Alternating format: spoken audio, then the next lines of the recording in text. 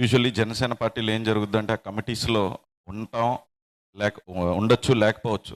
కానీ ఏ కమిటీలోని లేకుండా లాస్ట్కి చూస్తే పనిచేసేటోళ్ళు బయట నుంచి వచ్చి నిజమైన కార్యకర్తలు చాలామంది ఉంటారు. వాళ్ళందరికీ కూడా ఎప్పుడు కమిటీలో పేరు రాలేదనో, లేకపోతే కమిటీలో పేరు పెట్టలేదనో అనేది ఏమనుకోవద్దు అసలు. అది జస్ట్ లిస్ట్ ఆఫ్ నేమ్స్ అంతే. వాళ్ళందరూ ఇంకా ఏంటంటే ఆర్గనైజ్డ్గా ఒకేసారి అందరినీ పిలిచి ఆ ప్రోగ్రామ్ని ఆర్గనైజ్ చేయటం కన్నా సరే ఒక గ్రూప్ ఆఫ్ పీపుల్ కమ్యూనికేషన్కి ఈజీగా ఉంటుందని చెప్పి ఆ కమిటీస్ వేయటం జరిగింది. ఆ కమిటీస్లో ఉన్న వాళ్ళందరం కూడా అన్ని కమిటీస్ కలిపి కష్టపడి, అలాగే ఎన్ని కమిటీస్ ఎన్ని కష్టపడినా సరే కార్యకర్తలు మన క్యాడర్ అంతా కూడా కష్టపడి పనిచేస్తేనే ఈ సభ సక్సెస్ఫుల్ అవుతుంది.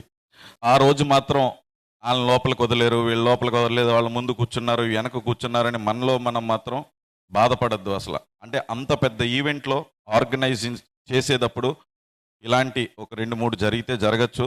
సో అలాంటి ఏమన్నా కాకినాడ పార్లమెంట్లో జరగబోయే ఆవిర్భావ దినోత్సవంలో జరిగితే ముందుగానే మీ అందరికీ క్షమాపణ చెప్తున్నాను. సో అలా జరిగినా ఇది మన ఇంటి సభ, అంటే మన ఇంటి ఫంక్షన్ లాగా ఎప్పుడూ అనుకునేలాగే ఈసారి కూడా మనం అందరం మన పార్టీ అంటే ఆల్మోస్ట్ మన అందరం ఒక కుటుంబం, ఈ కుటుంబంలో జరిగే ఒక ఉత్సవం లాగా మనం అందరం పాల్గొని దాన్ని సక్సెస్ఫుల్ చేయాలని చెప్పి ఇంత దూరం వచ్చేసి కాకినాడకు వచ్చేసి మీరందరూ కూడా ఇందులో పార్టిసిపేట్ చేస్తున్నందుకు నా హృదయపూర్వక ధన్యవాదాలు తెలుపుతూ సెలవు తీసుకుంటున్నాను. ధన్యవాదాలు. Thank you.